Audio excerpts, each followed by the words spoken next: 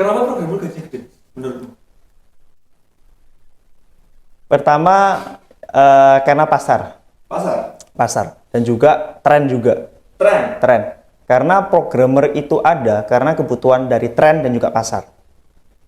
Contoh saat ini ada kayak Bitcoin, blockchain, perkembangan zaman saat ini teknologi semakin maju.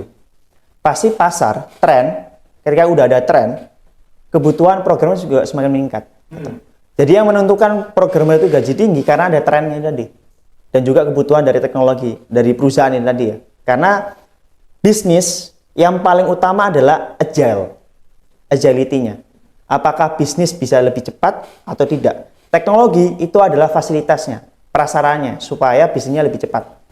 Jadi teknologi nggak akan mati selama bisnis masih ada. Gitu. Jadi mainnya adalah orientasi ke bisnis. Jadi programmer gaji gede karena bisnisnya ada, tren juga ada. Itu sih yang memberikan gaji programmer gede. Jumlah programmer mempengaruhi nggak? Jumlah programmer tidak akan mempengaruhi. Tidak akan mempengaruhi. Karena gini, semakin banyak yang programmer, juga akan semakin banyaknya juga bisnis yang baru. Jadi ketika ada bisnis baru, maka juga ada programmer baru yang juga akan di-hire gitu.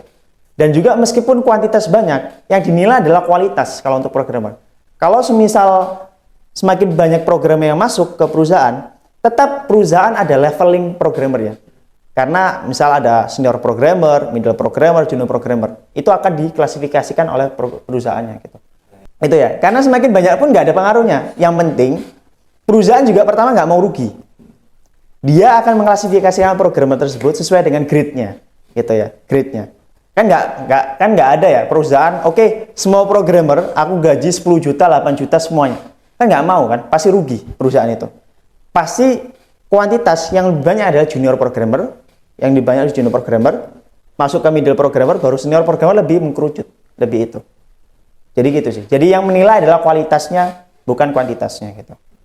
Berarti gaji programmer mahal tidak terkait dengan kuantitas,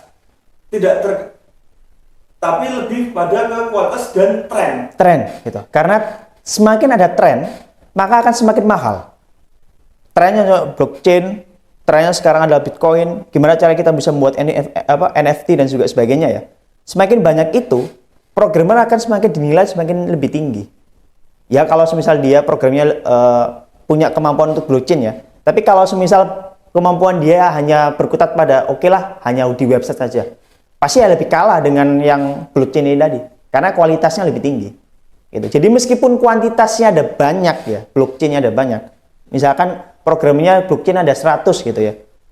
Tetap digaji juga tinggi.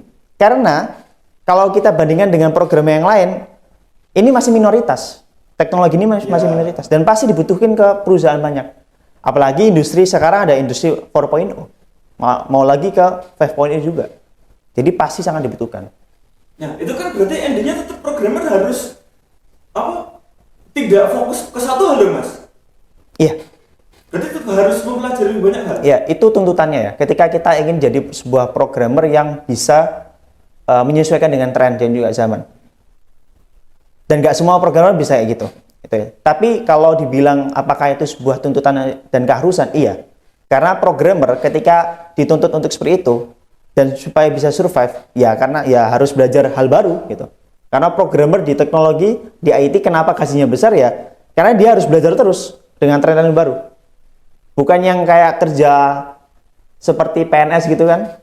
Stagnan, bukan stagnan ya, tapi kerjanya gitu-gitu aja sebagai rutinitas pasti kalah dengan yang programmer yang istilahnya selalu fleksibel, berubah-ubah dan sebagainya.